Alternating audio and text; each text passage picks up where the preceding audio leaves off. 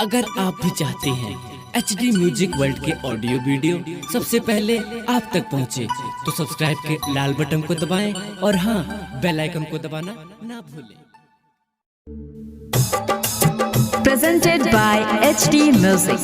नजरी फेरी से रवाली कच्चे के उठीप लेके आई बहू, कच्चे के उठीप लेके आई बहू, आई बहू, आई बहू। नजरी फेरी से रवाली कैसे के दीप लेके आई बहू, कैसे के दीप लेके आई बहू, दीप लेके आई बहू। नजरी फेरी से रवाली कैसे के दीप लेके आई बहू, कैसे के दीप लेके आई बहू। निकली ना घर से कोरोना के डर से, कैसे के दीप जलाई बहू।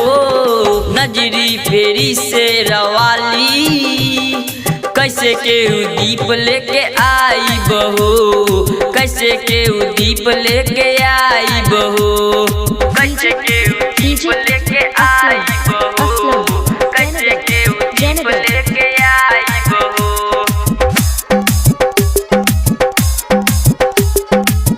Presented by HD Music. कैसे के दीप लेके आई बहू। पहरल विपत बाते असरा पे भारी, जाई कैसे मेला और नारा और नारी, जाई कैसे मेला और नारा और नारी। पहरल विपत बाते असरा पे भारी, जाई कैसे मेला और नारा और नारी। बाट बाटे ऐसे बोली माई कैसे दोकस के दूरी बनाई हो।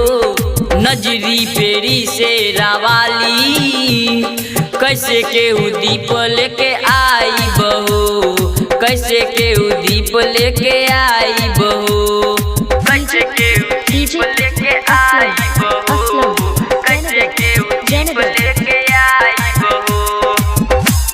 Presented by HD Music. कैसे के दीप लेके आई बहू। दया करी माई सबके मंदिर में लाई, दुनिया बा संकट में कसहू बचाई, दुनिया बा संकट में कसहू बचाई। दया करी माई सबके मंदिर में लाई, दुनिया बा संकट में कसहू बचाई। अमित यादव के सुनी सन देशो, याद विकास के रुआई हो। नजरी फेरी से रवाली कैसे के दीप लेके आई बहू, कैसे के दीप लेके आई।